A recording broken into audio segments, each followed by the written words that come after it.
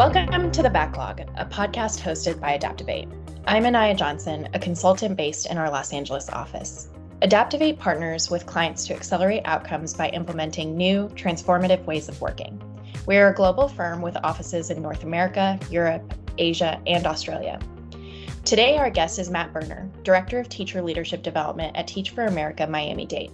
We worked with Matt and the Teach for America team recently as part of our Pledge 1% partnership, where we commit to pledging 1% of our time, talent, or treasures to support nonprofits in our community. Matt, welcome to the podcast. Yeah, thank you so much for having me. Of course, we're excited to get into it today. So can you tell us, just to start off for our audience, a little bit more about what Teach for America is as an organization? Definitely, Inaya. So Teach for America is a leadership development organization, and we work towards advancing educational equity so that all of our students across the U.S. have access to a high-quality education. We develop leaders to lead rigorous and inclusive classrooms for 2 years during their time in the program. I think that's amazing because you're not just engaged as a teacher for 2 years. It's really a program and an organization that sets you up to continue to better the education system in the US in your lifelong journey and throughout your career. So tell us a bit more about your journey and your career. What's your background and what do you do at TFA today? Yeah, definitely. So I have a degree in social work from the University of Georgia, go Dogs. I spent a lot of my time there doing emotion regulation and conflict resolution with young children.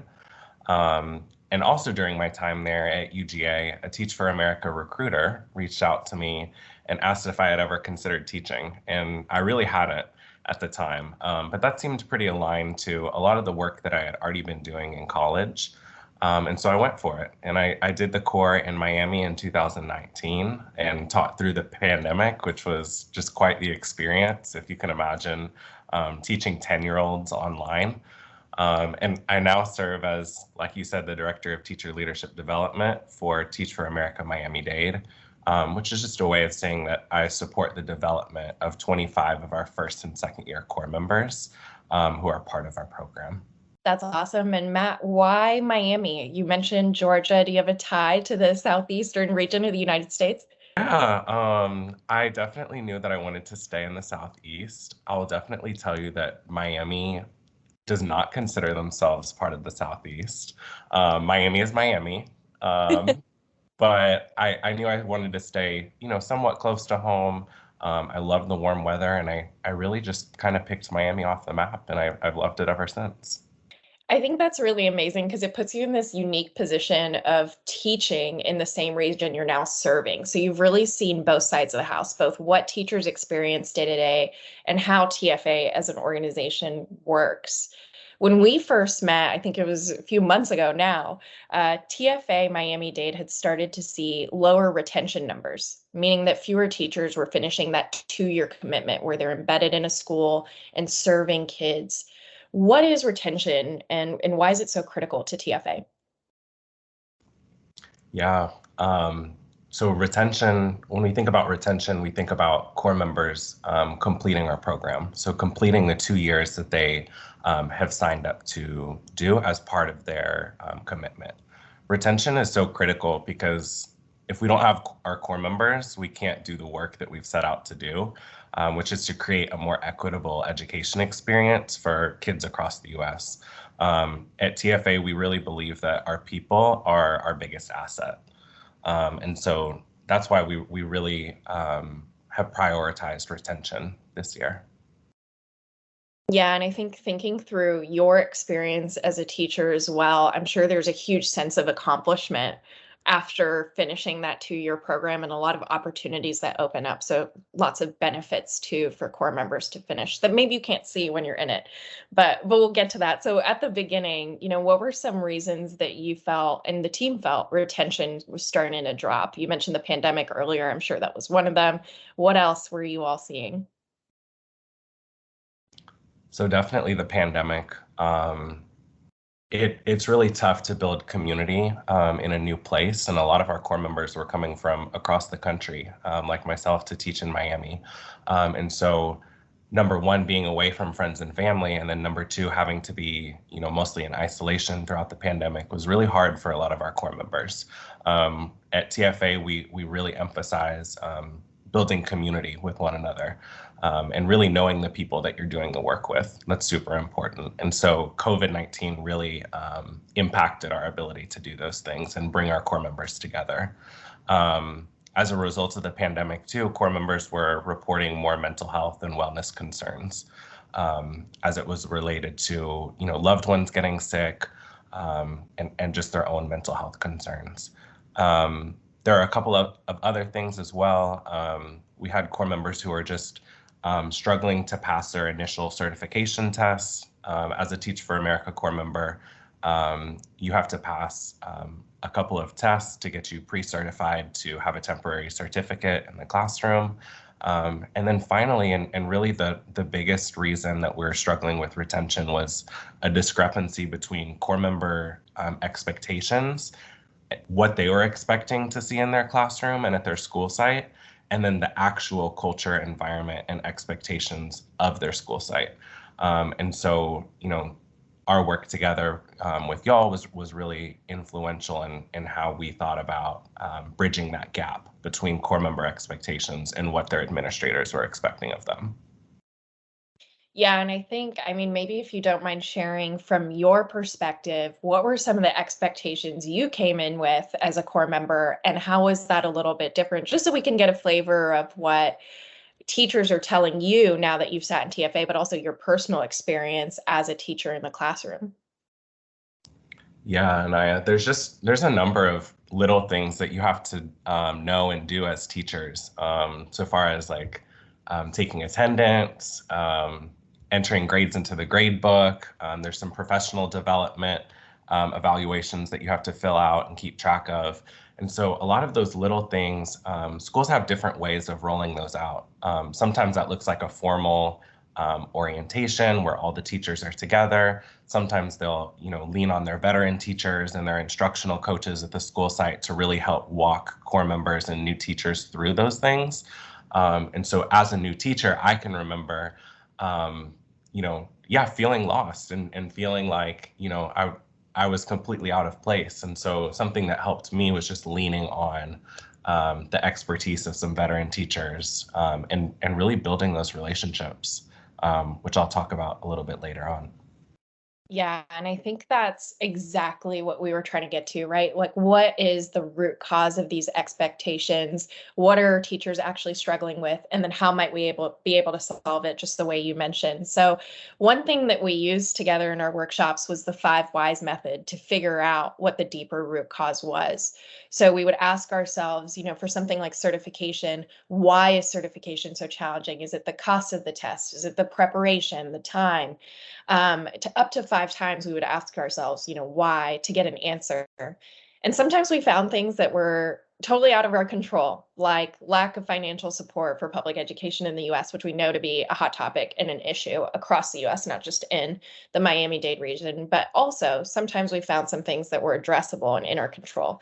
Things like you mentioned, exposing teachers to how to take attendance at your school or connecting them with the right people. What was your experience using 5 whys during the workshops? How did it feel from your perspective to sit with the team and really think deeper into those issues that you all were noticing? The 5 whys experience was great. I really hadn't done something like this before, and it was a really good way to get at the root of the issue. I think where ADAPTOVATE was extremely helpful was in your ability to synthesize and reframe what we were getting at in our responses to your questions, and then leading us to think about the reasons behind some of the problems that we were facing. And so the 5 whys was a way to, really help us get at the root of what we were trying to solve. Yeah, and if I think back to those conversations, sometimes it was just aligning the team on, actually, here are the 4 or 5 reasons that we all thought about each one of these individually, but there are actually so many more. So I think in the end, we ended up with around 20 causes that we thought were addressable and 10 larger systematic issues. But what we did after we ballooned out to get to 20 is we ran an accelerated design sprint to select one of those problems and try to get from that problem to a solution.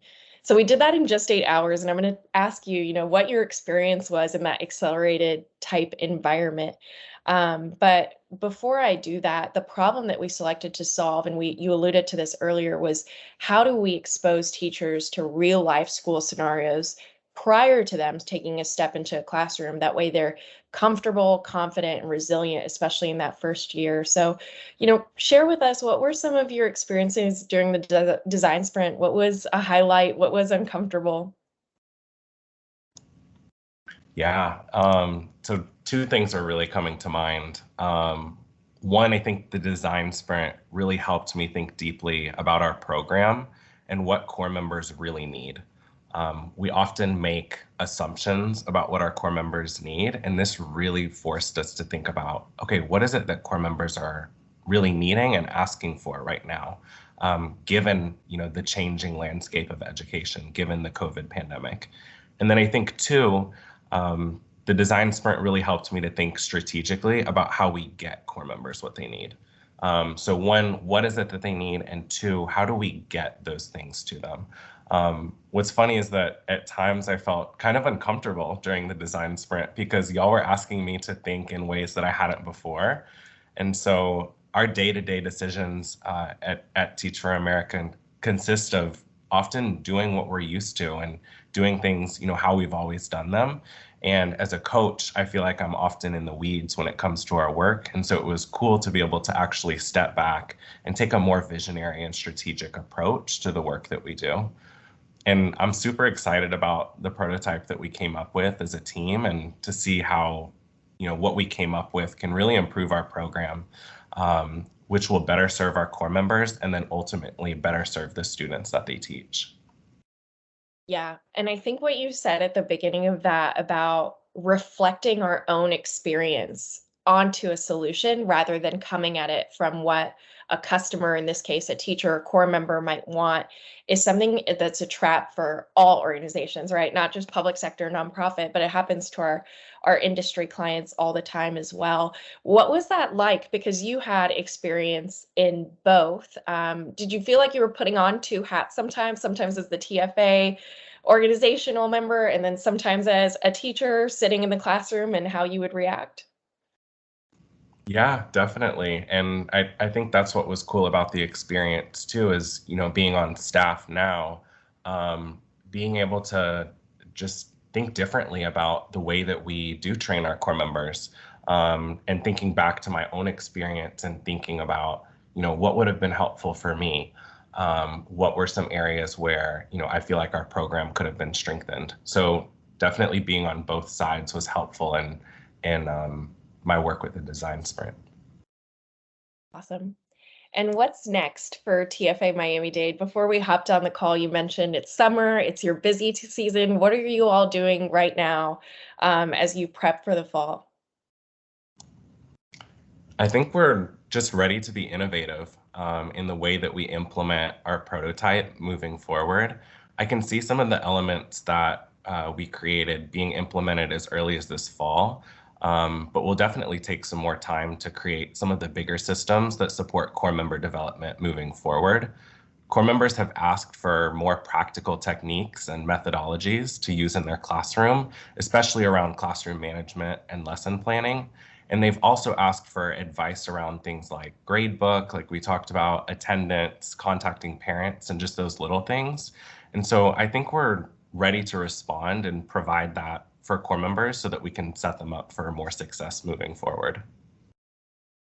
Awesome. And any words of wisdom for those new core members entering their first year on the other side of the classroom as a teacher this fall? I have so many words of wisdom. I'll try and keep it to just a few. I would say one, and this is the one that I tell my core members, is to always remember your why and why you signed up to be a teacher. Write it down someplace and look back on it when the days get tough, because you'll definitely have those days. I think two would be intentional about building relationships, whether that's with your school administration, veteran teachers, students, and their families. That's so important to the work that we do, so that we're working together in partnership. And then lastly, take care of yourself. I think sometimes we get confused about what self-care really means, and what it actually means is setting up systems that can make the work sustainable for you. So definitely take that bubble bath if that's what you need in the moment. But think about how you can create sustainable systems for yourself to thrive, whether that's setting boundaries around your work hours, going to the gym every day, or calling mom on Mondays. We need you to create good systems for yourself because we need you for the long haul. Matt, that applies to way more than just teachers, and I think is an absolute takeaway for our audience. So just setting that intention and committing to it, and then taking care of yourself, especially during the times that we find ourselves in. So during your downtime, if you have any this summer in between prep, do you have any favorite podcasts that you would recommend to our listeners? I have just recently gotten more into podcasts, instead of just blasting music in my downtime.